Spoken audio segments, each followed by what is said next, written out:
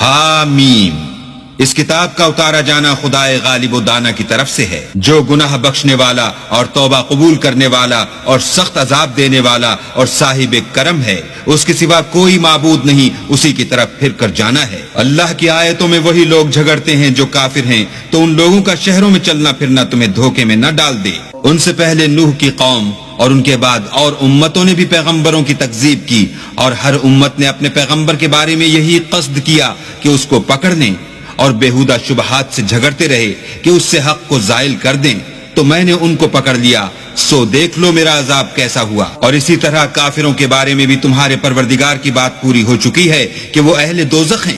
جو لوگ عرش کو اٹھائے ہوئے اور جو اس کے گردا گرد حلقہ باندھے ہوئے ہیں، یعنی فرشتے، وہ اپنے پروردگار کی تعریف کے ساتھ تسبیح کرتے رہتے ہیں اور مومنوں کے لیے بخشش مانگتے رہتے ہیں کہ اے ہمارے پروردگار، تیری رحمت اور تیرا علم ہر چیز کو احاطہ کیے ہوئے ہے، تو جن لوگوں نے توبہ کی اور تیرے رستے پر چلے ان کو بخش دے اور دوزخ کے عذاب سے بچا لے۔ اے ہمارے پروردگار، ان کو ہمیشہ رہنے کی بہشتوں میں داخل کر جن کا تو نے ان سے وعدہ کیا ہے، اور جو ان کے باپ دادا اور ان کی بیویوں اور ان کی اولاد میں سے نیک ہوں ان کو بھی، بے شک تو غالب حکمت والا ہے۔ اور ان کو عذابوں سے بچائے رکھ، اور جس کو تو اس روز عذابوں سے بچا لے گا تو بے شک اس پر مہربانی فرمائی، اور یہی بڑی کامیابی ہے۔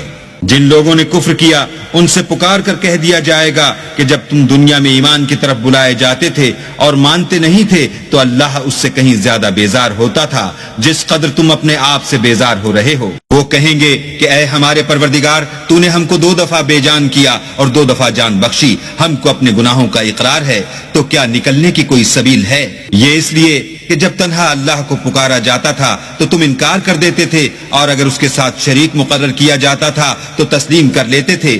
تو حکم تو اللہ ہی کا ہے جو سب سے اوپر اور سب سے بڑا ہے۔ وہی تو ہے جو تم کو اپنی نشانیاں دکھاتا ہے اور تم پر آسمان سے رزق اتارتا ہے، اور نصیحت تو وہی پکڑتا ہے جو اس کی طرف رجوع کرتا ہے۔ تو اللہ کی عبادت کو خالص کر کر اسی کو پکارو، اگرچہ کافر برا ہی مانے۔ وہ مالک درجات عالی اور صاحب عرش ہے، اپنے بندوں میں سے جس کو چاہتا ہے اپنے حکم سے وہی بھیجتا ہے تاکہ ملاقات کے دن سے ڈرائے۔